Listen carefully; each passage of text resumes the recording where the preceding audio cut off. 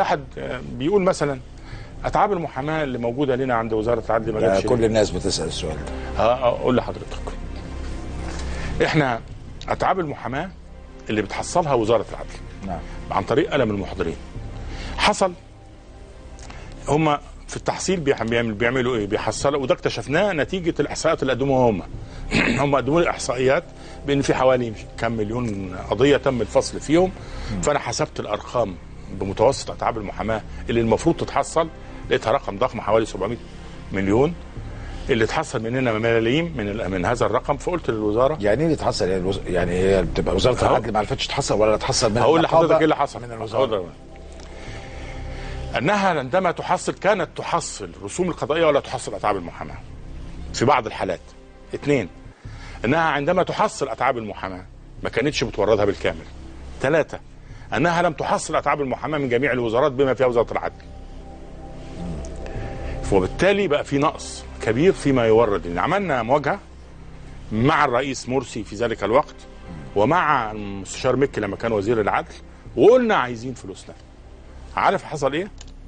فريق من الاخوان المسلمين راح قابل وزير العدل ومضى على وثيقه اعلن فيها الاتي: ان نقابه المحامين لا تدين وزاره العدل باي مليم. الله. وان وزاره العدل قد سددت كل ما عليها من اتعاب المحاماه. الله. طبعا هذا الامر كان يعني دول اعضاء النقابه، اعضاء مجلس النقابه راحوا عملوا ده بدون علم النقيب.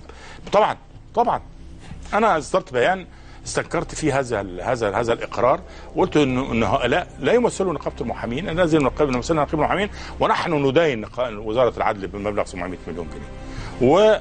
وطالبت باتخاذ اجراءات تصعيديه تجاههم، اضطر فيها الى انه ارسل مساعد وزير العدل لشؤون التنميه الاداريه. قعدنا نتفق على طريقه العمل، اتفقنا على 3 ضوابط: انه لا تقادم في اتعاب المحاماه المقضي بها المستحقه لنقابه المحامين، انها الامر الثاني انها تحصل بذات الطريقه التي تحصل بها رسوم القضاء او رسوم القضائيه.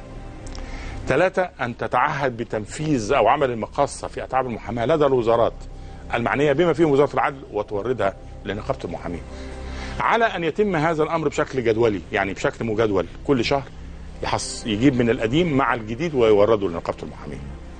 الكلام ده كان في ابريل او مارس ابريل قبل 30 يونيو اللي فات. بدأ فعلا انتظمنا في السنة، بدأوا يوردوا لنا كل شهر حوالي 4 مليون ونص من قيمة أتعاب القديم والجديد. الجديد لأنه مفيش قضايا كتير، 700 زائد بعض الحاجات الجديدة بالظبط كده، من القديم زائد الجديد. لما جت 30 يونيو كمان تعطلت الدنيا أكتر، فقال الإيراد اللي بيجي لي من أتعاب المحاماة الآن ما يتجاوزش 45 مليون جنيه في السنة.